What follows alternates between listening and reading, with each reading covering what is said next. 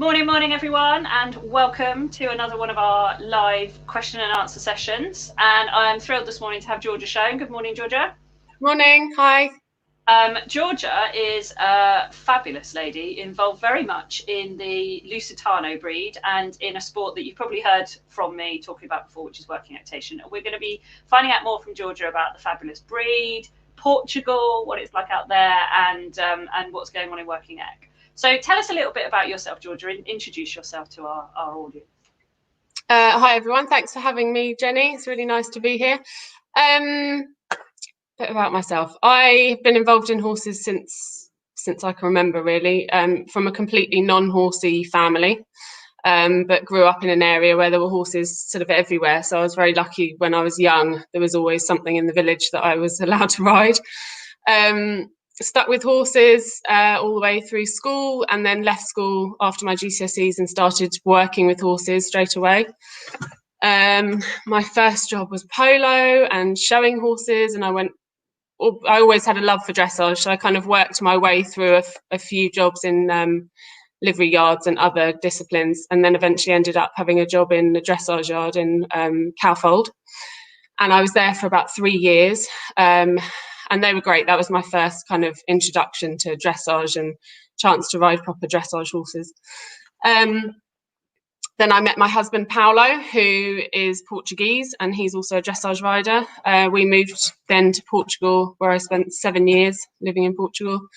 And whilst I was out there, I began the Association for British Working Equitation, took over the running of the sport, ran it from whilst I was living in Portugal for 2 years. And then in 2016 moved back to England to kind of, for lots of reasons, but one of them was just because I wanted to be able to put more time and effort into the sport. And now I'm the president of the Association for Working Equitation. I'm kind of responsible for the growth and the governing of the sport nationally. And I also have a dressage training yard at the moment, East Sussex, with my husband. We obviously, because he's Portuguese, we're specialists in Lusitanos, but we train and have horses of all breeds in livery with us, focusing mainly on dressage and working equitation. And we train people, horses, and buy and sell Lusitanos as well. Wow, amazing. So I know you just kind of go, yeah, so that's what I did, but wow, fantastic. Okay, so tell us a little bit more, because I am absolutely fascinated, because I have not been there and I'm desperate to go. Tell us more about Portugal and the way that the Portuguese are with their horses and these fantastic things they do, because some people may never have heard about the amazing parades and parties and things that they have, and what goes on out in Portugal then with the horses. I think I find it quite hard to talk about Portugal. There are definitely areas of the equestrian world in Portugal that certainly when I first moved out there were quite shocking to me. The horses are definitely ingrained in them a lot more than I think they are in our kind of culture and in our blood in England. They really do have horses in their blood in Portugal. It's quite rare, unless you're kind of only living in the centre of Lisbon or something. Even when you're living in the centre of Lisbon, it's quite rare to meet someone who doesn't have some kind of connection with horses, whether it's an uncle who's a breeder or they rode when they were young. It's very rare to meet somebody who has had absolutely no contact with horses at all. And they really, I think they're seen, they have a different outlook on the animal. They are seen as an animal rather than a pet, but they do that in a kind of loving, respectful way as well. It's difficult to understand, but it's definitely part of their culture in a very different way to the way it's a part of our culture here in England. I find that quite difficult to explain. The way that they look after their horses, or the kind of, they are a lot more traditional in the way that they keep the horses. It's definitely becoming kind of closer to the way we do things over here, and perhaps other countries like Germany and stuff. It's getting closer and closer to that now. I think as the breed gets better, there's more riders doing very well in the kind of 3 main disciplines, especially in the dressage, and because of that they're evolving a lot more in the way that they're taking, the way they take care of the horses themselves. but there are definitely good things to be taken from the way they do things as well. Having spent 7 years there, the way we now manage horses ourselves, we've definitely taken a lot from the way that the Portuguese do it, but also try to maintain some of the way that we do it here in England as well. There's kind of a mixture of both.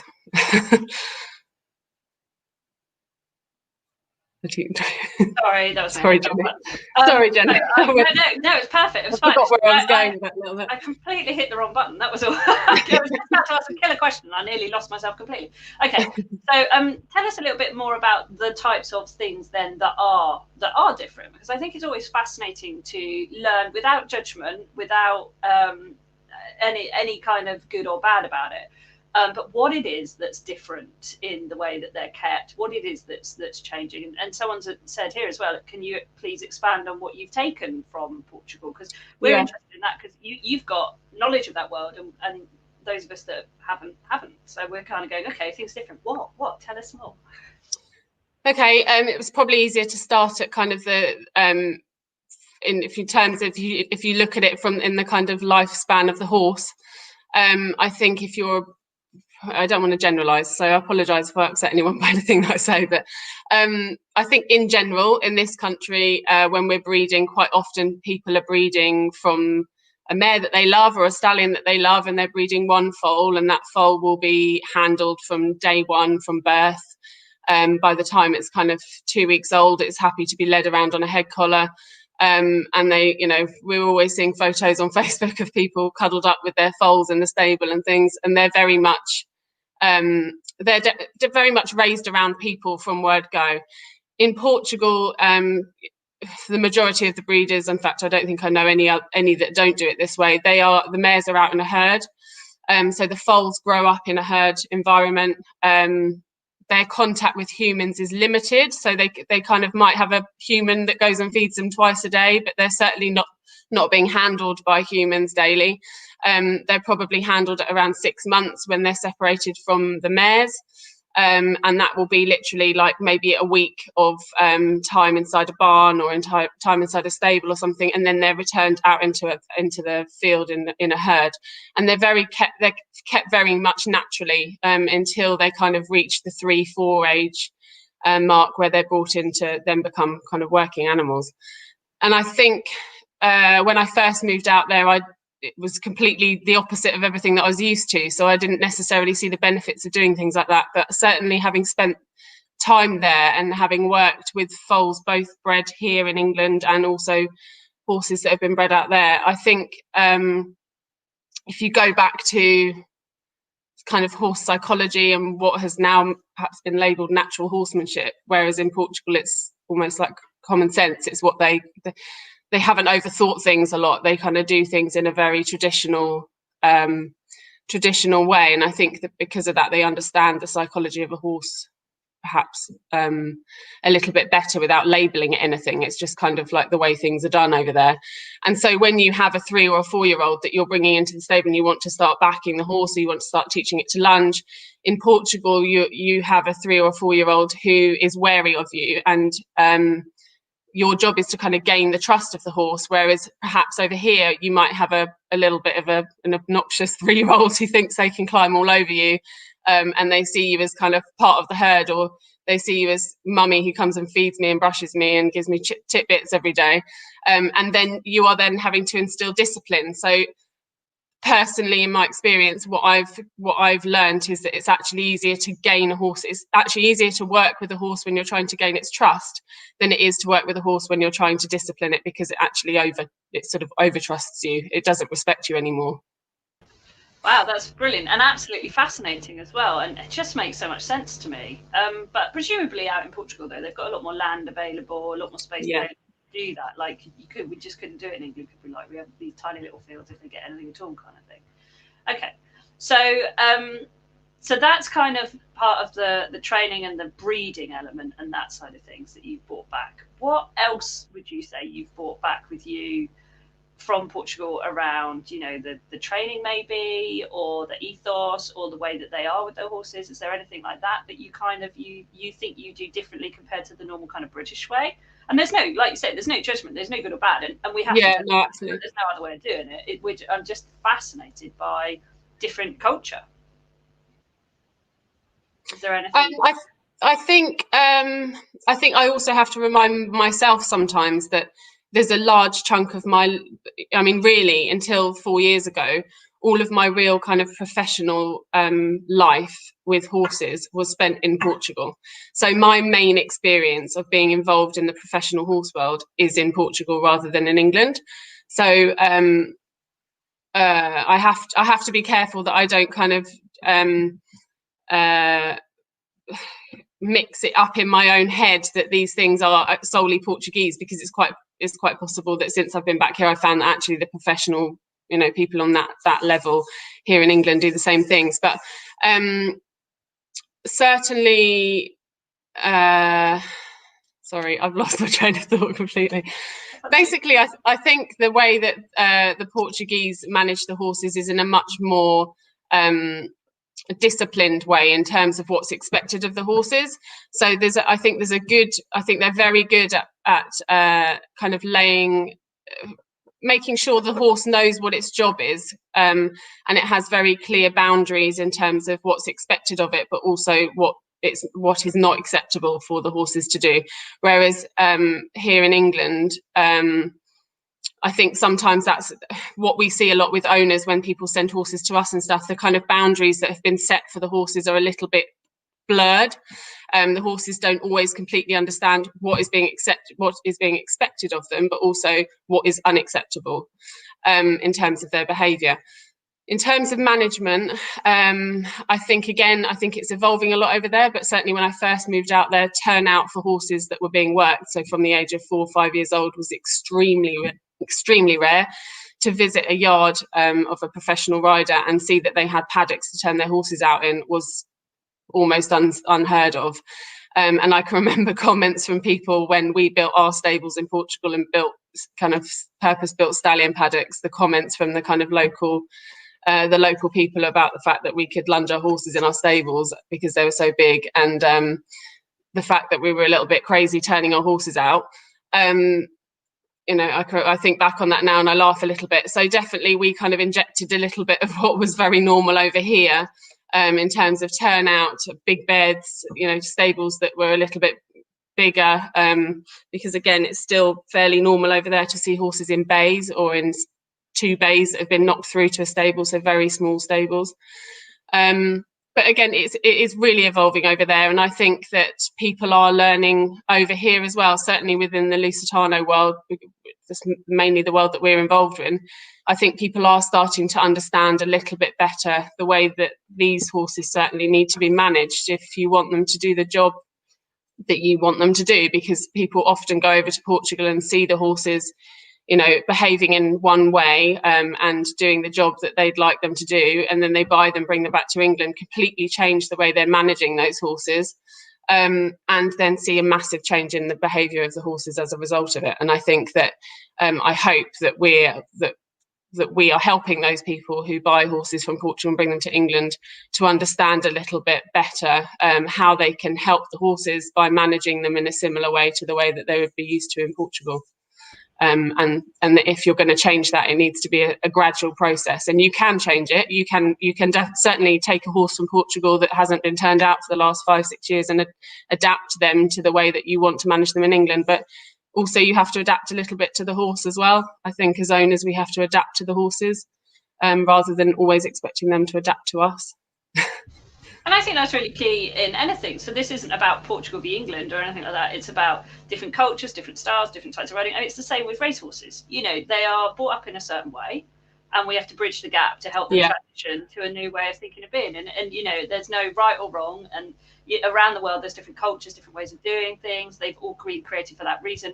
And just nowadays I feel like because of technology and travel and all that kind of thing, it's much easier now to cross-pollinate between cultures, and there's no right way or wrong way. It's one way is developed one, and one area has been looked into, and another way is developed another area is looked into, and it's how we can fuse the fusion of the two to get the best of both. And that sounds very much like what you're doing. Is kind of how do we get the best of both cultures for the benefit of the horse. Yeah, Okay, so tell us then, because this is the bit that I'm really interested in, about the things like the parades and the festivals and that kind of thing. That is it Golegã, Golga. Golga, Yeah. that's it. Yeah. I think that's the one that most people have heard of, is it not? Yeah. So tell us a little bit about that for anyone who's never come across this kind of real party atmosphere, party vibe that they have with their horses out. Yes, so I actually lived in Golga for the 7 years that I was out there. And it was going to Golga Fair 1 year, and I'd been going out with Paolo for about a year, that made me think, I could live out here. This would be good. And that's what I mean by the fact that it's a part of the Portuguese. It's very hard to go to Portugal and not, in some way, have an experience with horses. It's very much in their blood. And Golga is named the capital of the horse. It's basically a village.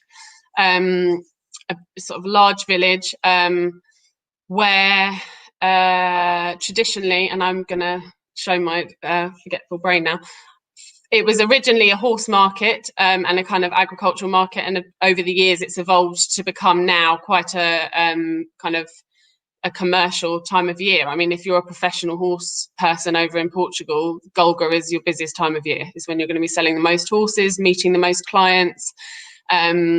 So it really is the kind of main event of the year in Portugal if you're in the horse world. But also it's a massive part of people who just love the country, or people who want a day out to see the horses. It's somewhere that you have both horsey and non-horsey people coming to Golga during the fair, and it's something that they really, really love. It's part of their tradition and their culture. Golga itself is a little village. In the middle of it is a big communal arena, which anyone can turn up at any time and ride in. Around the outside of it is a track, and during Golga Fair, breeders from all over the country they sort of own plots that are spread around the outside of the arena. And they kind of put up their little casettas, and the whole point of these is for them to receive clients and host clients, invite people to learn about the horses that they're breeding. Some of them will have stands alongside their casettas, kind of displaying examples of their breed. So it might be their stallions, or it might be their young stock, or whichever horse. It could be horses for sale. So during the fair, there'll be events going on in this main arena in the middle of the arena, the middle of the town, a kind of parade track around the outside of that. And you could have 7,000 horses in Golga during Golga Horse Fair. When you visit Golga the rest of the year, it's kind of like tumbleweed city. There's no one really around.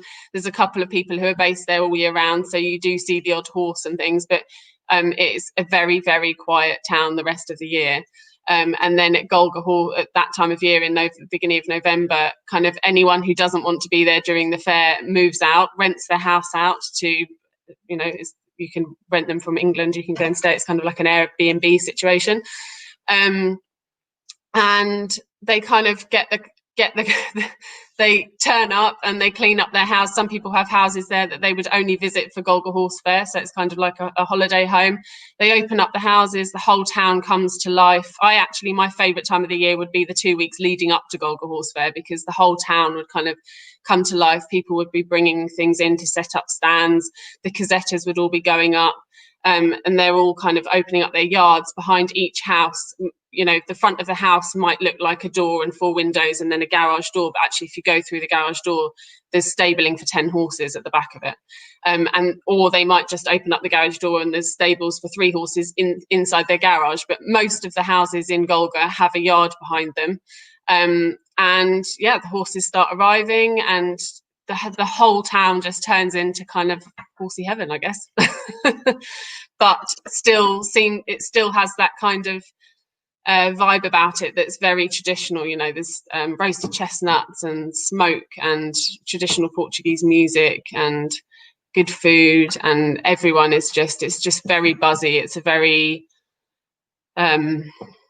community spirited kind of, you know, the whole horse world in Portugal gets together for those 2 weeks of the year. I mean, my husband Paolo is 43 and he missed his first Golegã horse fair since he was 7 last year for the first time in his life. And that's the same for pretty much all of them. You know, they all go to Golegã for those 2 weeks of the year, and they spend those whole 2 weeks immersed in horses and clients and seeing each other and drinking until 8 o'clock in the morning, literally, horses inside nightclubs. Yeah, it's just a kind of rolling party for 12 days, really, but also a very serious time of year for business as well. Wow, that sounds incredible. And presumably this year, did it happen, or was this the year that everyone missed? No, it's been cancelled for the first time ever, I believe, this year. Yeah.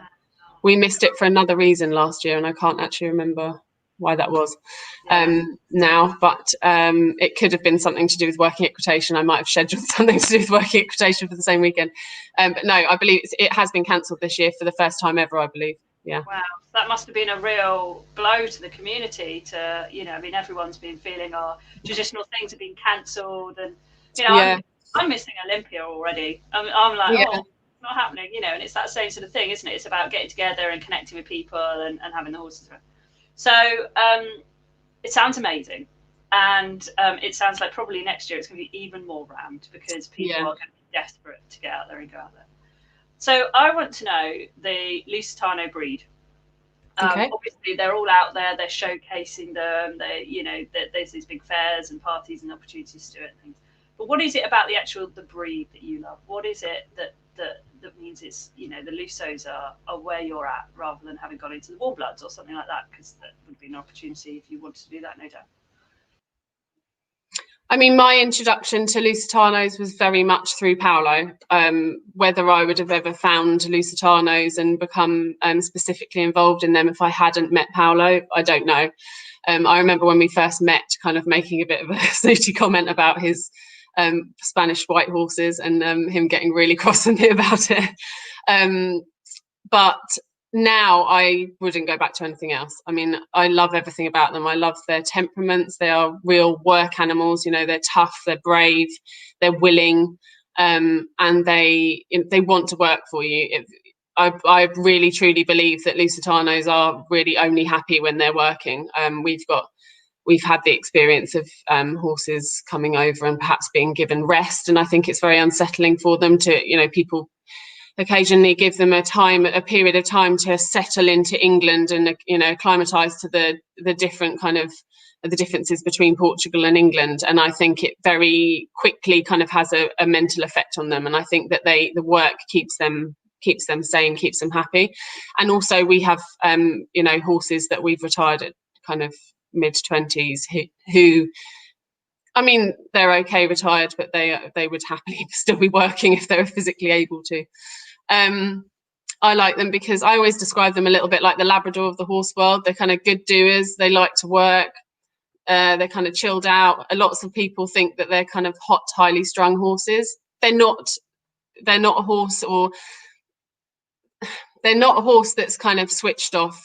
You wouldn't kind of compare them to perhaps some of the other breeds that you could say, you know, you could put a 5-year-old on them and go out hacking. You do have Lusitanos that you could do with that with, but they are very much working animals. You know, they're alert, they're sensitive, they're inquisitive.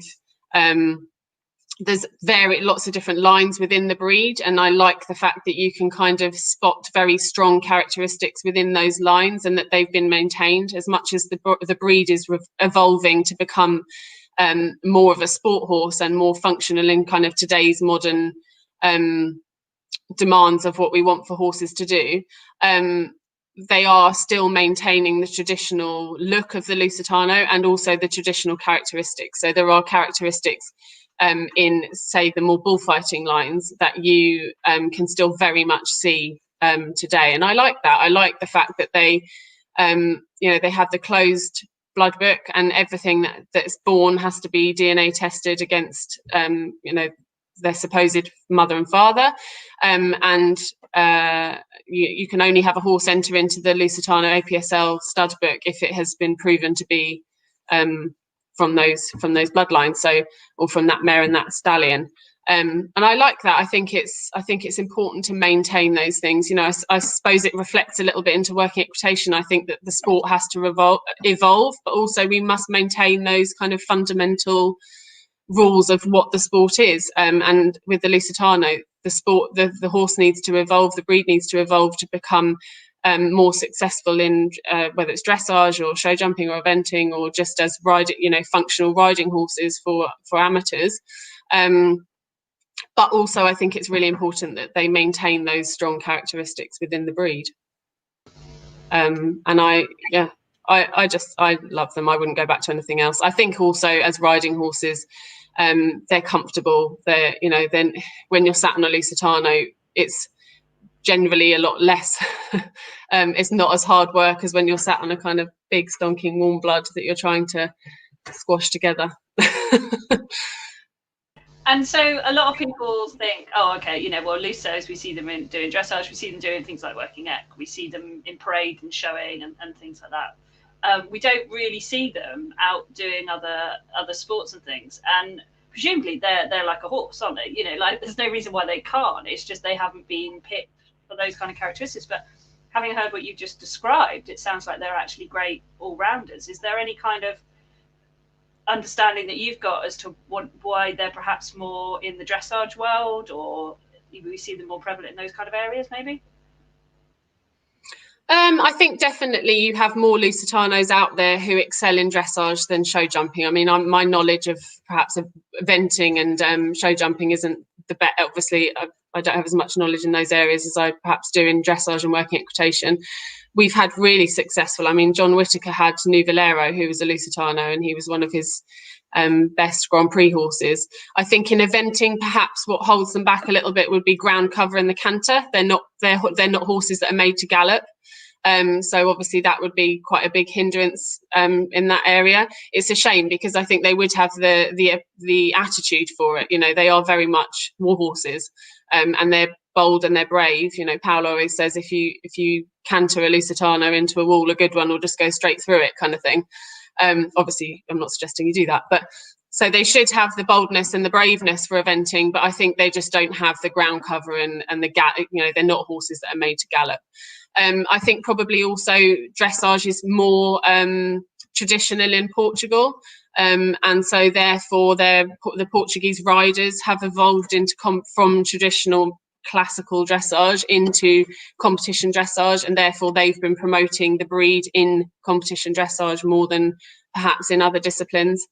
But I mean, there's a lot of Lusitanos doing really, really well in dressage now, and the Portuguese team are becoming very good. They've got some really good riders and some really good horses.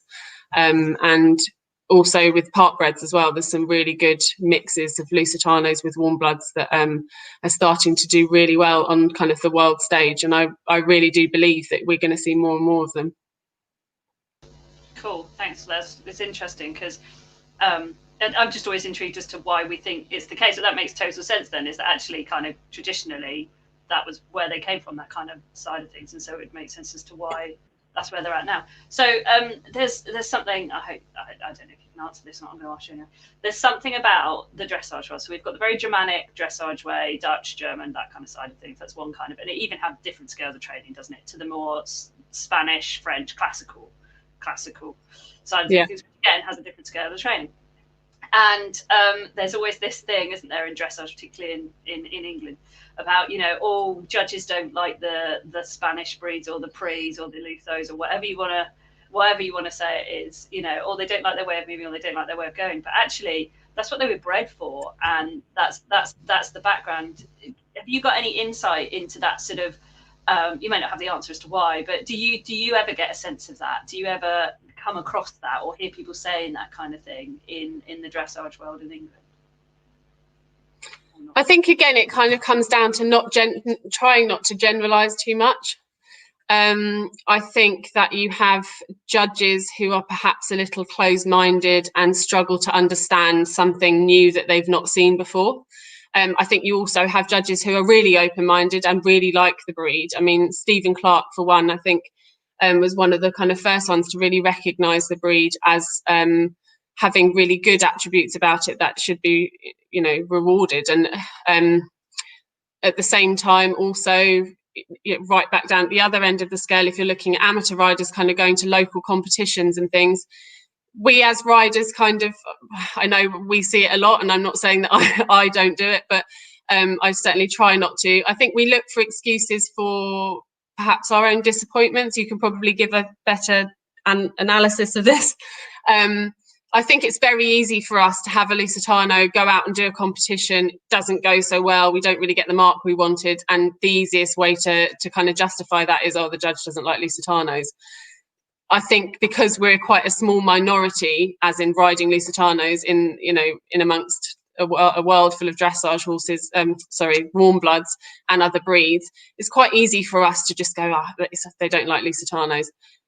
But in reality, there are actually some not very good Lusitanos. There are actually some not very good dressage tests being ridden, and I think we can't just always put it down to the fact that the judge doesn't like the breed, or and use that as an excuse. I think we have to work really hard to promote the breed in a way that you put the breed in front of these judges or riders or trainers, and you say to them, this is a horse. Well, it might be a Lusitano, but it's a horse. It's got 4 legs, it's got a neck, it's got a head, it's got, it's either a good horse or a bad horse. It doesn't really matter if it's a Lusitano or not.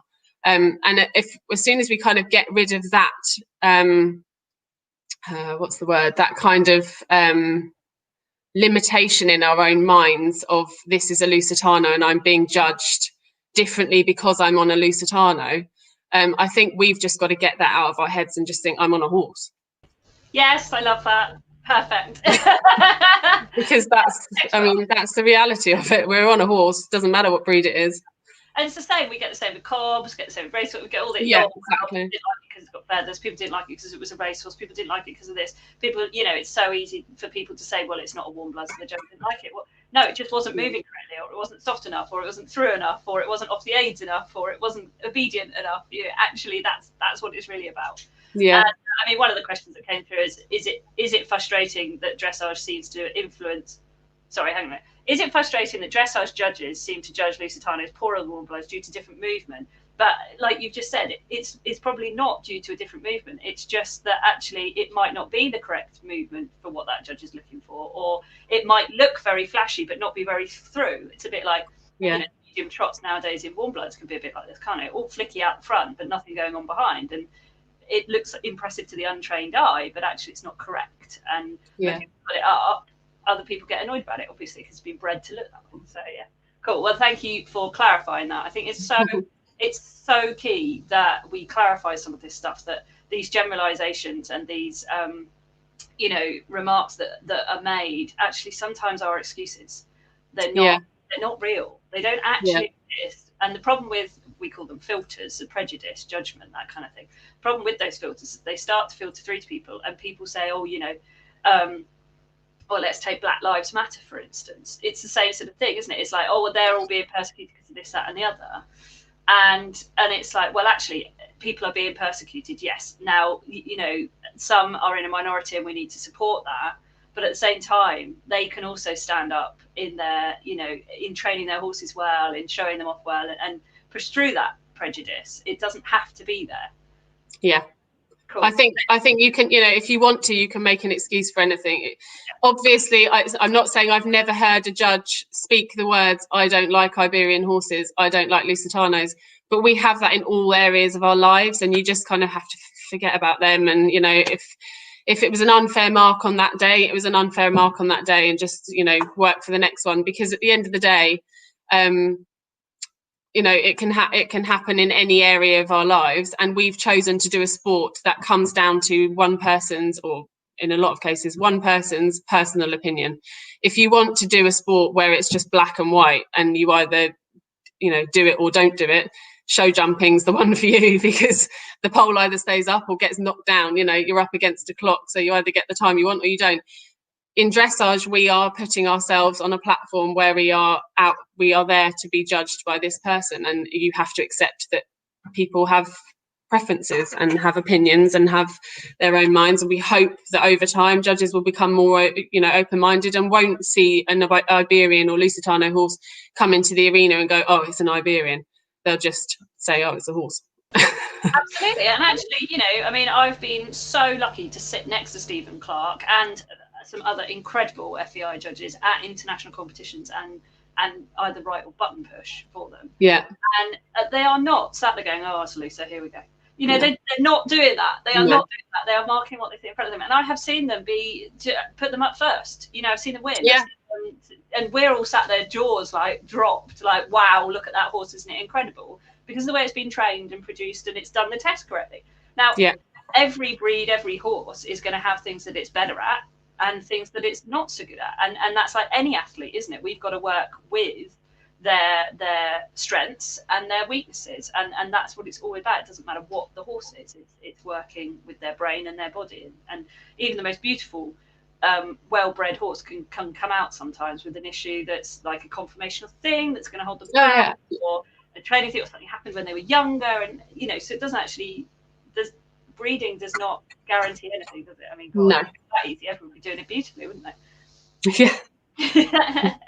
Okay, so thinking of the Olympics 2020, gorgeous Lusitano passage, soft and relaxed as opposed to tight leg flashing. Yeah, that is that kind of thing, isn't it? It's the judges learning what they're really looking for, and like I'm not a judge, so I can't. And the Lusitanos really certainly do now, and perhaps they always will do, excel at the higher levels, because their kind of showpieces are the piaffe, the passage, the pirouettes, anything involving collection.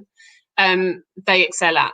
Their downfalls are always their downfalls have traditionally been ground cover in the extended trot and the extended canter, their walks, but there are breeders in Portugal who are working really, really hard and are successfully trying to improve these traits within the breed. And then I think as that happens,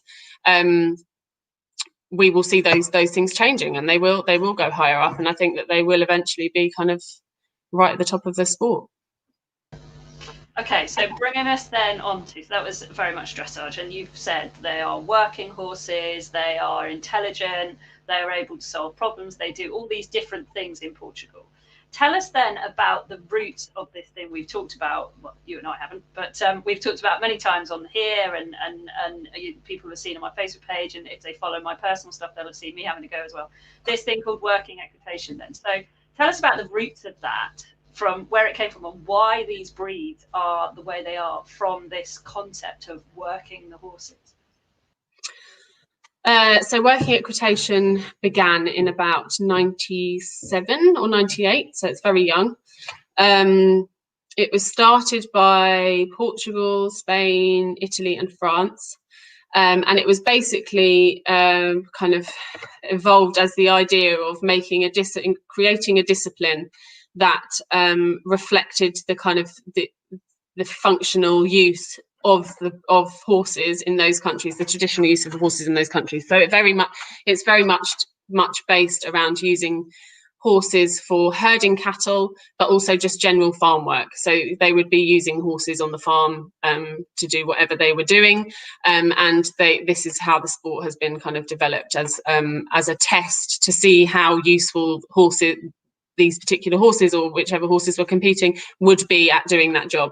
Obviously, it's had to change over time, and they are working. That we work kind of as governing bodies throughout all the countries, work very hard to maintain the kind of roots and not let it turn into dressage, per se. We want to maintain it very much as something that is to do with whether the horse is functional as a working animal, rather than is the horse flashy and would it go into a dressage arena and do as well. And also you have to kind of, it's not, unless you put horses out in the field and actually make them ride around the countryside actually doing the job, you're kind of having to simulate it in the way we use the obstacles. But yeah, it's very much based on the working animal and testing whether the horse would be functional as a working animal.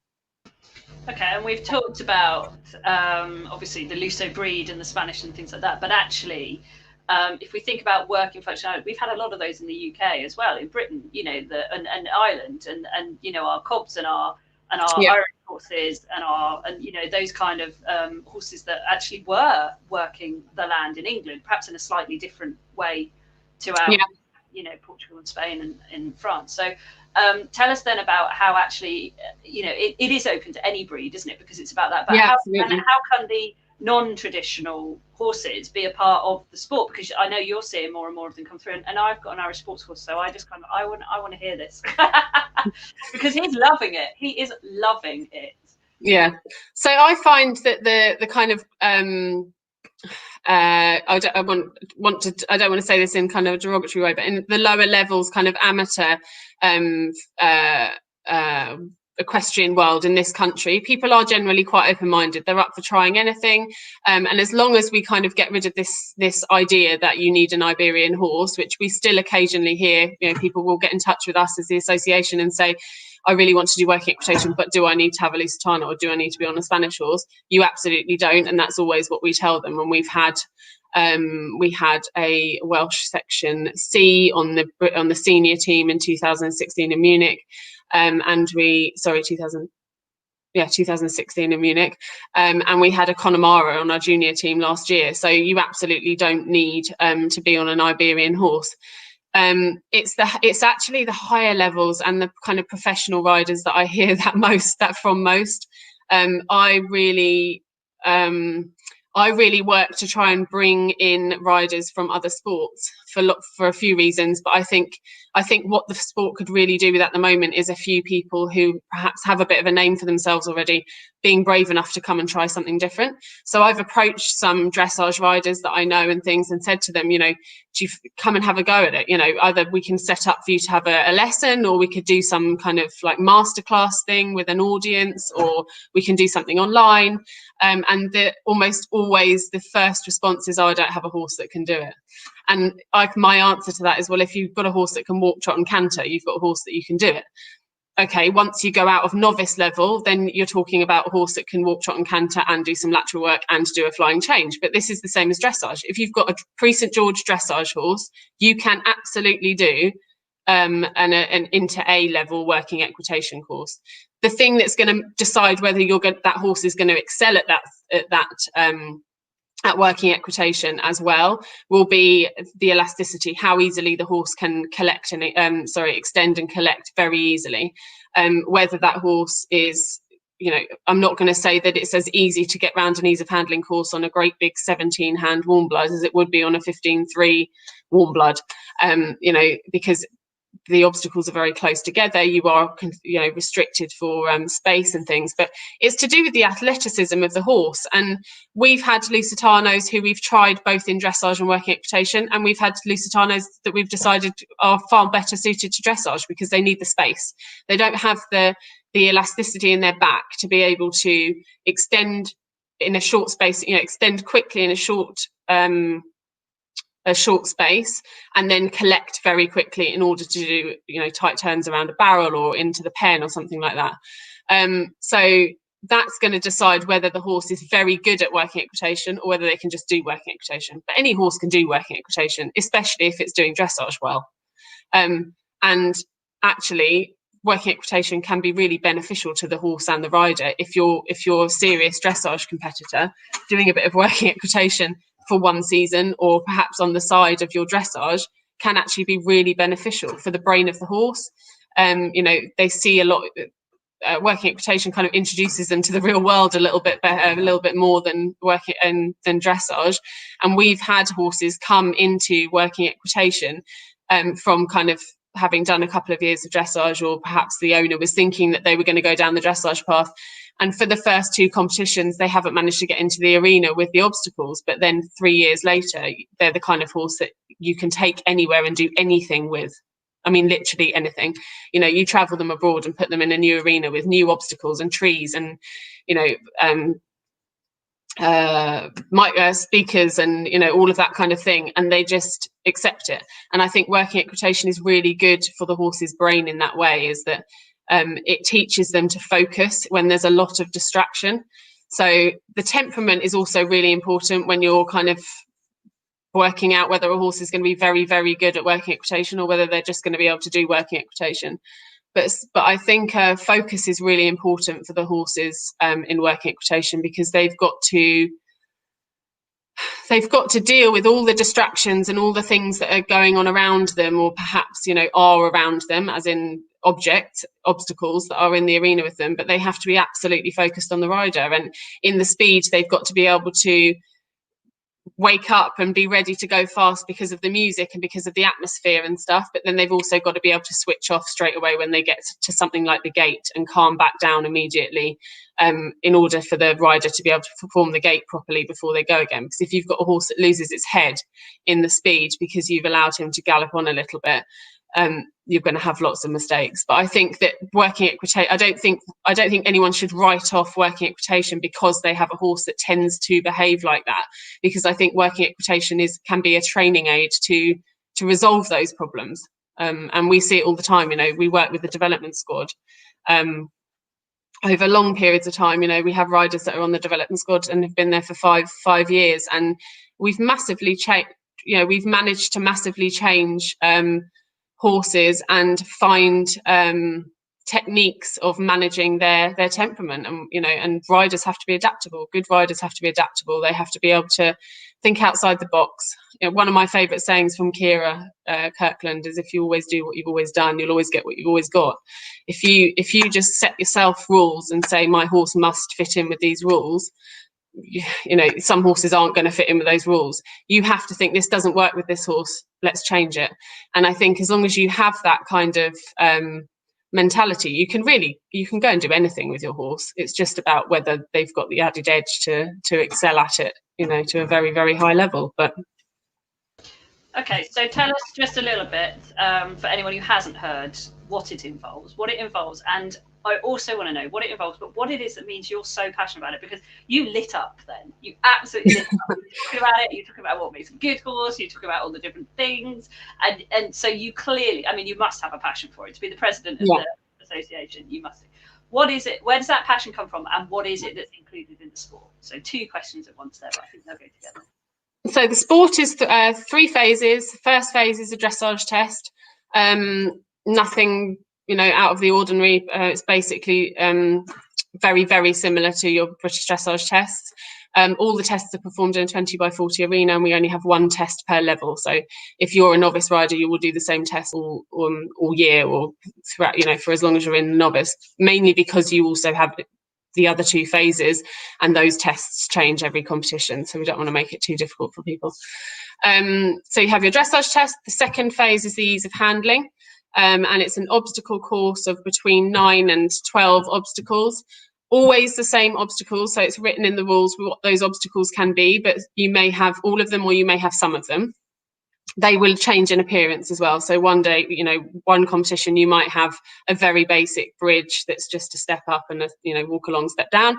The next competition you might have a bridge with sides and flowers and bushes and everything else. So there's a lot of variation in that phase. In that phase, you basically perform each obstacle, and you are given a mark out of 10 for each obstacle. And there are very specific ways in which each obstacle has to be performed at each level. As you go up the levels, it gets very difficult. I think the biggest misconception of working equitation is that it's easy. It is not easy. So very specific ways in which they've got to be performed. The judge will give you a mark out of 10 for each obstacle, and then you have your collected marks at the end, which is a mark for the course. So how you interpreted the course, the lines that you took between the obstacles, how good your transitions were between the obstacles, that kind of thing. And then you have your submission and rider and all the normal collected marks that you have in a dressage test.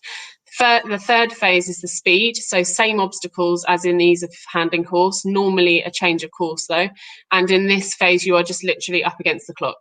There's lots of different ways that time can be added. So you might get penalties for knocking an obstacle over. But then you can also get bonus seconds taken off your time for things like collecting the ring off the bull. There are also lots of ways to be eliminated. And this is sometimes what we fear puts riders off the sport. But I'm only aware of a very small handful of people who have been put off the sport by the eliminations side of it. And again, the amount of conversations I've had with people about whether we should change these rules, you know, to make it more inviting and less difficult and things, and it's something that I'm fairly adamant on, is, you know, it's one of the fundamental things of working equitation. We're not looking to make this sport easy. We want it to be inviting, but it is very technical. It's very demanding on the riders and it's very demanding on the horses, or more so as you go up the levels. The eliminations are pretty clear. It just takes people a while to get used to them, and everyone from your first time rider in a competition right up to our team riders still get eliminated for things sometimes, and most of the time you don't get eliminated for the same thing twice because you kick yourself so hard afterwards. What was the second question? Sorry, Jenny. I'll give you a chance to think about the second question then. So one of the things that I quite liked about it, though, we're talking about elimination, but it's not like in eventing where if you are eliminated from a phase you can't do the others. That's the other thing that I really like about it. You could be eliminated in any phase for any of the, and someone did say what causes it, but that's in the rule book, like lots of things. Yeah. You just get to know them, don't you? But I love the fact that actually you could be eliminated from the speed round, but like actually if your dressage was stonking and your ease of handling was incredible, you could still potentially win. Like you know, you're not eliminated from the competition, are you? Like no. So I really like that, because yeah, there's nothing worse than going to a one-day event and going eventing and getting eliminated for something stupid happened in the dressage and you can't do the rest of it, or you know, going all the way through, doing really well, getting eliminated in the cross country, and that's it. Like that end on, game over. You're bottom of the score sheet. You could still even potentially get placed and things, couldn't you? Yeah, absolutely. It's quite unlikely that you'll win, because if you've been eliminated from one of the phases, you then can't pass above anyone who has completed all three phases. So you always, when you see a final placing sheet at the end of a competition, the riders who have completed all three of the phases will be at the top always, and then under, you know, the riders who have been eliminated from one phase or two phases will always be under them. So you could potentially have more points from your dressage and your ease of handling, and but have been eliminated in the speed and come lower down the placings list than someone who came last in the dressage, ease of handling and speed, but they completed all three. But that's kind of a bit of the beauty of it as well, because it's not just it's not just a case of, are you really good at the dressage? Are you really good at the ease of handling? And are you really good at the speed? It's actually, are you able to complete all of them? Because we've also had the argument of, you know, do we allow people to not attempt obstacles like they do in Trek? You know, if we have someone who knows that their horse is scared of the bull, do we allow them to not do that obstacle and we just give them a 0 for that obstacle? And it's another thing that I feel very strongly mustn't kind of creep in, because the whole point of this sport is that the horse will deal with and accept anything that is asked of them, and they don't necessarily have to do it fantastically, but they have to do it. So even if in the ease of handling you're supposed to sedately walk over the bridge, if you end up having to, you know, go over the bridge at speed in order to get over, it can be a big mess and you might get a 3 or a 4 for it. But the fact that you've completed it means that you will potentially come above someone who's done all the obstacles fantastically, but cut inside a marker that they shouldn't have cut inside of, or haven't completed the third circle of the 3 barrels. It's harsh to the people who have done the obstacles really well, but it is an absolute complete test of physical capability of the horse and rider, but also massively the mental capability of the rider as well. And so just quickly, just running out of time a little bit here, the mental side of it then, obviously, no, it's great. I've been getting you talking, it's fantastic.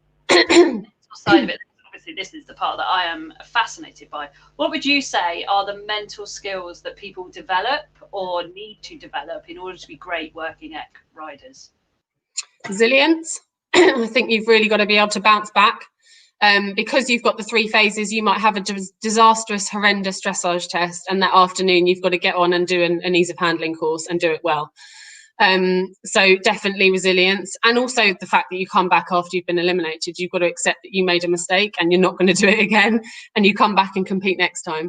So I think resilience. I think you've got to be focused, because I think for any competition, I think for any kind of competing, you have to have focus. I think you also, I think you've got to learn, know yourself and find strategies that work for you that enable you to memorise an ease of handling course or a speed course in a very short space of time. You will have a half-hour course walk before your ease of handling or speed test, and in that half an hour, you have to learn the course, and you've got to come up with strategies of doing this. You know, we have some riders who whiz in there and, you know, within the half an hour, they're kind of in and out in 10 minutes. You have other riders who spend every minute of that half an hour still in there. They might walk the course twice. And then at the end, they stand in the corner and kind of go through it in their head. We have other riders who walk around with a camera and video the course so that they can go back to the stables and watch it again. We have other riders who, you know, people have lots of different strategies to do it. And what I always say to people when they're new to the sport is use the half an hour. Don't assume that, or even when they're not new to the sport, with our squad riders, you know, don't get complacent. Don't think that because you've done this 100 times, you don't need to go in there and walk the course exactly how it's walked. You know, I learned that kind of thing in Portugal. Some of the most famous, well-known, successful working equitation riders, they walk the courses as if they're on the horse. They do the kind of comical flying change in between the slalom poles or the barrels. They walk into the bell corridor, ring the bell and rein back out. They walk backwards. It's about imprinting it on your brain. And yeah, I think it's really important to kind of know your own brain, know the way that your brain works, the strategies that work for you, and learn how to adapt to the sport the same way that you would do with a dressage test, I guess. So it really is a fabulous mix, and this is why I love it so much, actually, because it is a fab mix of horse and rider skill, partnership and communication massively, and, you know, mental for horse and rider. Yeah. You know, getting you both thinking, and when that comes together, it looks easy. You know, I've seen top guys doing it, and that it looks easy because that's all come together. But they've been doing it for donkey's years. You know, they've been doing it a long time. They really know the sport inside out. They know themselves. They know their horses. Normally they brought the horse up from a youngster through the levels or something like that, perhaps. And then you see the novice guys, and you can really see the difference, just like in any other of our disciplines in the sport. Yeah. Really see the difference because they haven't learned that stuff yet. But I tell you the other thing that I really love about working equitation is that the fact that the rules are upheld, and it is black and white, and there is no allowances or changes. It's very clear, and it's very clear what everyone has to do. Like even things like, you know, you have to be platted and turned out correctly for all 3 phases, and you even have to be in your kit, don't you, to walk the course. Yeah. And I love the fact that you have to be turned out correctly for the prize givings as well. Yeah. They're unmounted though, aren't they, normally? No, normally they are mounted. Occasionally we do them unmounted, but normally they are mounted. Yeah. A couple of times I've seen you guys, it was for various reasons been unmounted, but okay, that's cool. So and it's all part of it, isn't it? It's all part of the experience. And what I have seen from what I've seen in that is it actually creates quite a close-knit community. Although they are competitive, my God, they are competitive. They're such a lovely bunch. Yeah. Because everyone, it's a bit like, just like you say, training the horses, isn't it? Everyone knows what's expected, and they know the parameters, and they know what's in them and what's out of them, and that's what therefore everyone comes together to do. Yeah. And absolutely. That community do you relish? Well, I guess it's kind of a reflection of my personality, because that isn't working equitation necessarily worldwide. It's run differently in every country. It's me that's been very strict about the fact that, you know, people will turn up in their competition dress for course walks, and we will do prize givings in competition dress. And, you know, basically very clearly, this is what is expected of you, and this is what will not be accepted. And I think I might be called a control freak, maybe, but I think it just makes it easier, really. I think that because of that, we have very little conflict within the sport and within the riders. I think that I hope that everyone feels like it's a fair playing field all the time. I work really hard to keep it like that. I work really hard to make it a supportive, fair sport for everybody. And I think if you do that, and if I do that, it makes everyone else's experience of it a lot nicer, and my life a lot easier. Awesome. Cool. I love that. So someone has actually said, I had a few years ago and it was great fun, but harder than it looks. Yes, I totally agree. I'd love to try it again. Are there specific groups or instructors out there? Because at the time, no one's really heard about it much. So how do people get involved then? How do they get involved in this? So the best way to start getting involved is to visit the website, www.workingequitationgb.com. On there, there's an approved instructors page where I think there's around 30 instructors now who are approved qualified instructors. They've all attended our instructors courses. They should be very clear on the rules and you know what's expected at each levels. I would go onto the website, find an instructor in your area. Keep an eye on the Facebook page because we do try to keep that updated with clinics and things that are going on, and also the training diary on the website. Bear with us, we are working really hard to get to everyone. It's really hard to cater for every area of the country, and we are very reliant on people kind of coming to us and saying, I'm an instructor, I'm from this area, I want to become a working equitation instructor.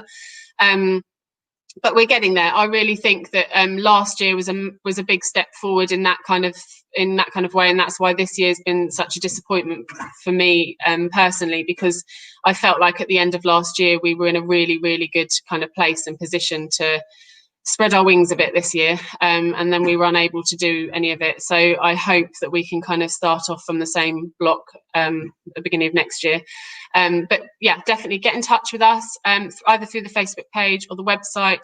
Try to find an instructor in your area. If you can't find an instructor in your area on that list, please contact me because I might know someone else who isn't yet a qualified instructor but would be able to help you.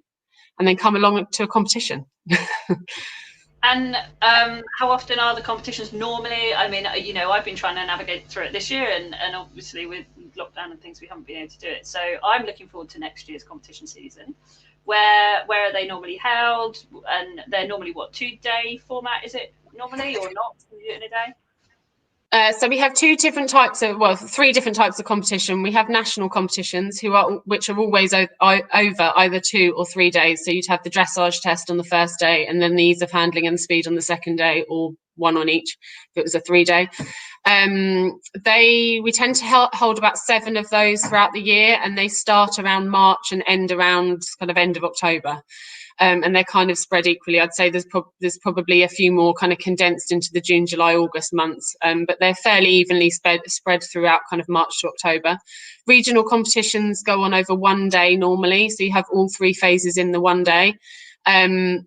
There's no restrictions on who can enter these competitions, by the way. It's just literally to do with the kind of boxes that those competitions have to tick in terms of the setup for the riders, overnight stabling and all of that kind of thing. So the regional competitions all on 1 day. We're working to do more of these, but we can only run these where we have the demand. So this is why it's really important that we what we were hoping to start doing at the beginning of this year, we start to track different areas of the country a lot more closely, and how the sport is growing in those areas, hopefully through our qualified instructors, so that they then come back to us and say, I've got 15 riders here who are all ready for a competition, and we can then run a regional competition in that area. We've had situations in the past where someone's asked me to run a regional competition somewhere and we've organised it, and then we've had 4 entrants, and unfortunately we can't justify running competitions for that few amount of people. But we hope that the more that the sport grows, the more regional competitions we will be able to run, and therefore it just becomes more and more accessible to people, and people won't have to travel so far to come to the competitions. And then the third type of competition is just training competitions, and they can pretty much be run by anyone who's involved in the sport. So if an instructor wants to run a training competition, they can do, and they can judge that competition themselves. So training competitions, you won't have a qualified judge or necessarily a member of ABWE there to kind of oversee the competition. Fab. So actually, potentially loads of opportunity to get involved going forwards. And training wise, I know there's more clinics going on. Yeah. Certainly. So I'm in the southeast, and there's some great stuff going on around here now. There's a lot in the southwest as well, which is quite cool. I'm sure there's lots all around the country, but you know, for us in the south, there's definitely things going on. But that's great that actually there's the training competitions and things as well, because obviously I'd never heard of this stuff because this year it didn't happen. So, I know. and I mean, a lot of the international competitions and things that do actually involve the cattle and the cow cutting, they tend to go on at Iberian shows and things, do they? Or actually are they standalone in the UK? No, we didn't run the cattle phase for a long time. I think last year was the first year we ran it in Devon, and it just literally comes down to the kind of the basic difficulty in running that kind of competition. There's all sorts of safety implications. It's finding someone who has cows that are suitable to use, because not all cows will respect horses. Cows can actually be quite aggressive when they want to be. And if you have a herd of cows that aren't used to being worked by horses, it could potentially be quite dangerous. So it's just taken us a long time to find an arena that will allow us to do it. Cows, someone who has cows who will allow us to use the cows, but also works the cows themselves with horses. Those are the main kind of the main two hurdles to overcome, and then obviously find a show or a venue that is suitable to run it alongside. And Fleur with the Southwest Iberian show, it's been perfect because we actually found the cows just down the road. We managed to do some training with them a couple of months before, so we vaguely knew the cows, we knew the people, we knew that they would be all right with the horses, and it's been a brilliant venue to hold it at. And I think we'll carry on doing that every year, and perhaps bring it in as perhaps do a second one somewhere in the year. But it's quite a big thing to organise. It's quite expensive, and also involves like a fourth day or a third day if we were having two phases on one day. So it's not something that's going to become regular in terms of become something that happens at every national competition. But we hope to do it at least once or twice a year.